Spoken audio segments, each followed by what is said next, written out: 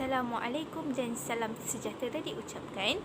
Pada hari ini saya Nurul Husna binti Jamaluddin Nasir daripada kumpulan PS3T110 akan membentangkan laporan kajian kes bagi subjek PKUK 3113 Pentaksiran dalam pendidikan khas. Pertama sekali ingin saya memperkenalkan pensyarah bagi subjek ini iaitu Dr. Rubashini Epik Ramakrishnan.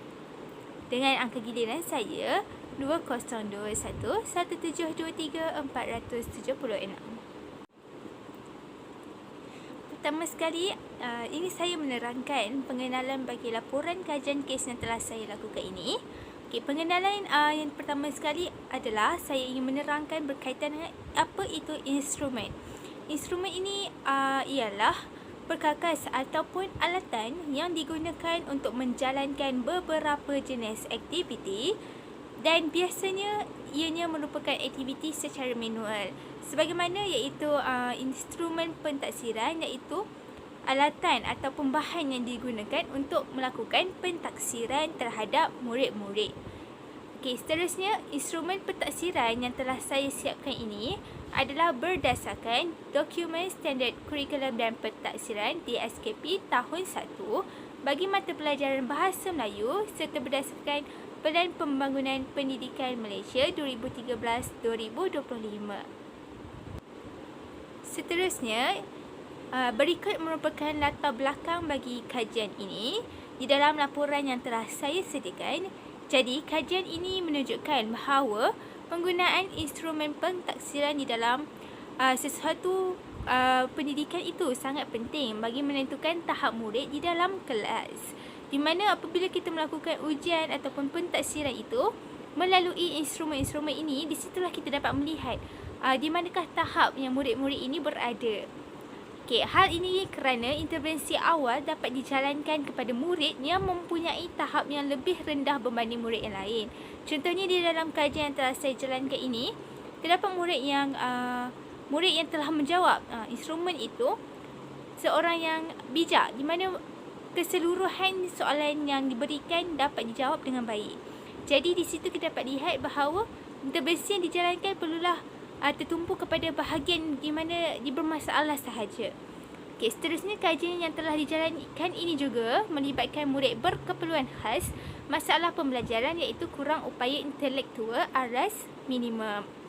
Di mana murid yang telah dipilih yang diberikan oleh guru semasa saya menjalankan PBS itu adalah seorang murid dengan masalah pembelajaran iaitu kurang upaya intelektual namun di aras yang paling rendah iaitu aras minimum, di mana kecerdasan otaknya adalah lebih kurang dengan murid tipikal.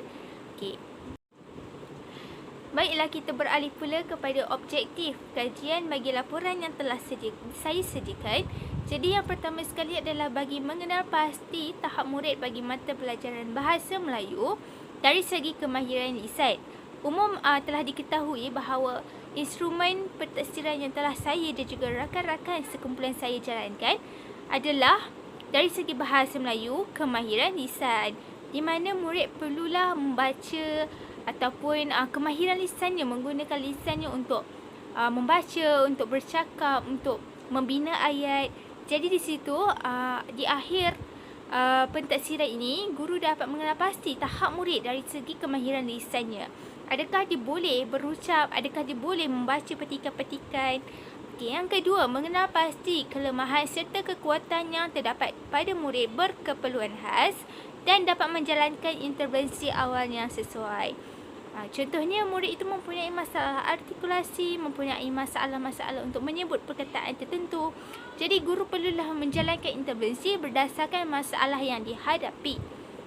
Dan akhir sekali, guru dapat menilai soalan yang wajar diberi bersesuaian dengan masa yang diperuntukkan agar murid berkeperluan khas tidak mudah kebosanan. Apabila pentaksiran telah selesai dijalankan, maka guru dapat menilai masa yang diperuntukkan untuk satu-satu soalan.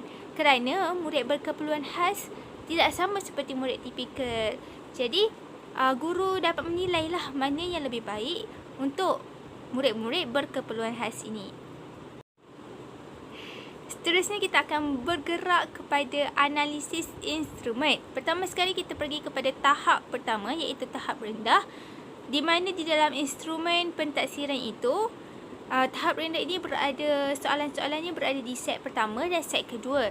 Jadi kelemahan murid yang dapat diperhatikan di sini adalah yang pertama, murid tidak mengikut, maafkan saya, yang pertama, soalan-soalan pada set-set ini tidak mengikut tahap yang sepatutnya. Di mana sepatutnya terdapat soalan ini berada di tahap yang sederhana ataupun di tahap yang tinggi. Jadi di situ murid-murid macam sudah keliru dengan soalan-soalan itu, sebab di tahap rendah sepatutnya soalan itu adalah berada di tahap yang rendah juga. Jadi yang kedua, murid kurang keyakinan untuk menjawab soalan berkaitan mengenal objek seperti mengenal buah kelapa serta daun keladi.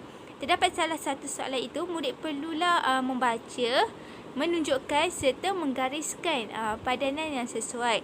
Jadi di situ murid berkeperluan khas masalah pembelajaran yang telah saya memberikan soalan pentaksiran ini tidak dapat mengenal pasti mana satu buah kelapa, mana satu daun keladi. Namun di situ dia dapat mengeja dengan sebaiknya, namun dia tidak mengenal pasti mana satu buah, mana satu pokok. Okey, kekuatan pula bagi kekuatan murid yang didapati di dalam instrumen ini bagi set pertama dan set kedua. Gambar rajah yang menarik dan berwarna-warni menyebabkan murid lebih bersemangat untuk menjawab soalan. Di mana apabila gambar rajah yang menarik dan berwarna-warni ini, murid dia lebih rasa tertarik dan tidak mudah kebosanan. Sebab apabila dia mahu membaca, mereka turut memerhatikan gambar-gambar yang ada. Mereka tidak hanya perlu membaca. Jika hanya hitam putih ataupun hanya ada tulisan sahaja, maka murid ini akan hilang semangat untuk meneruskan bacaannya.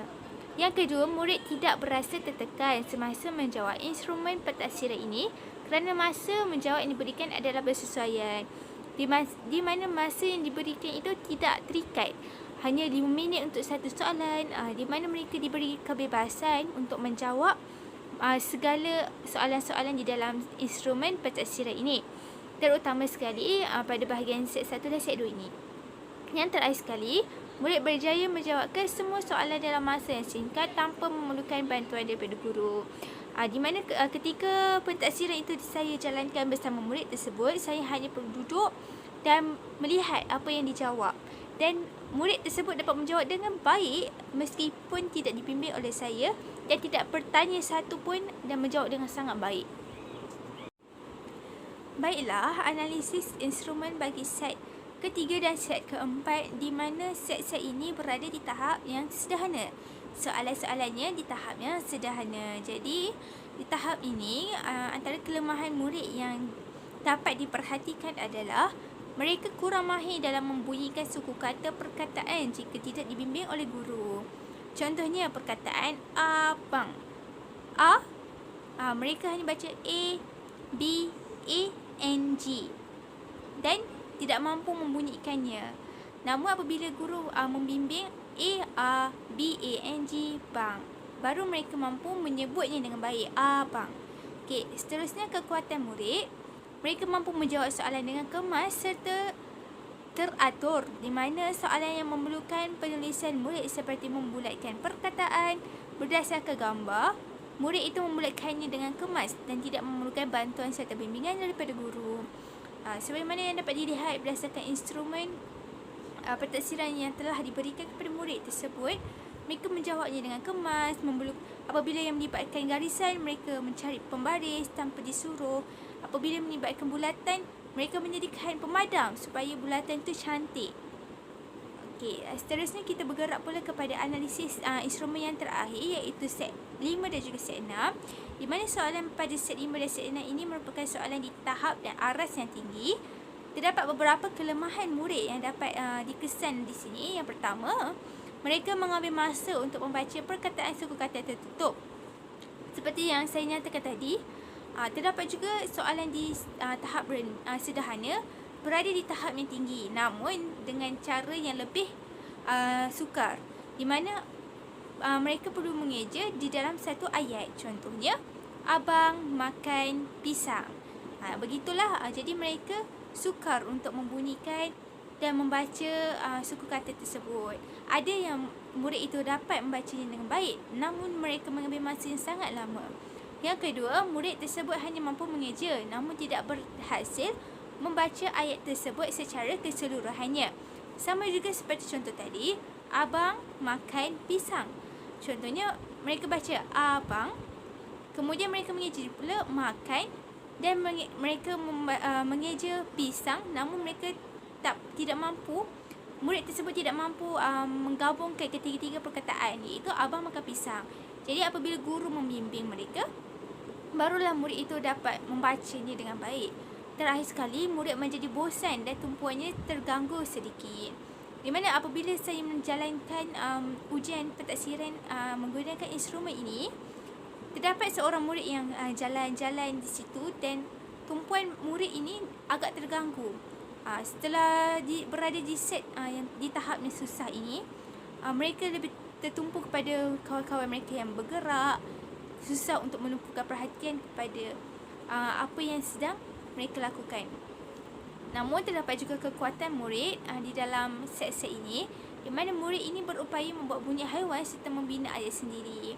Di mana contohnya mereka perlu membina ayat bagi arahan untuk mengucapkan terima kasih. Jadi murid itu mengucapkan terima kasih cikgu, ataupun mereka diberikan gambar rajah seseorang sedang minum air. Jadi murid itu membina ayat, budak itu sedang minum air, budak itu sedang makan.